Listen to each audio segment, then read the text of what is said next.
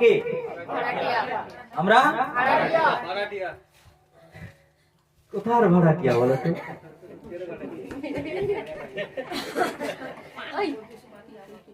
আমরা ভাড়াটিয়া কিসের চিন্তা করতে হবে। আমি পয়েন্টগুলো দেবো। আমরা ভাড়াটিয়া, 24 ঘন্টার মধ্যে ঈশ্বর আমাদের দিয়েছে ভাড়া, তুমি যতটা ব্যবহার করবে করো, কিন্তু কিছুটা সময় এই শরীরটা ঈশ্বর ভাড়া দিয়েছে ব্যবহার করার জন্য, তোমার জন্য ব্যবহার করো, ঈশ্বরকে কিছুটা দাও। তারপরে আমার সম্পত্তি, পরিবার, গাড়ি বাড়ি সবই আমাকে ঈশ্বর দিয়েছে ব্যবহার করার। ঈশ্বর পুরোটা চায় না, কিছু অংশ ঈশ্বরকে দিতে বলছে। হালেলুয়া, কথা বুঝতে পারছি? হালেলুয়া।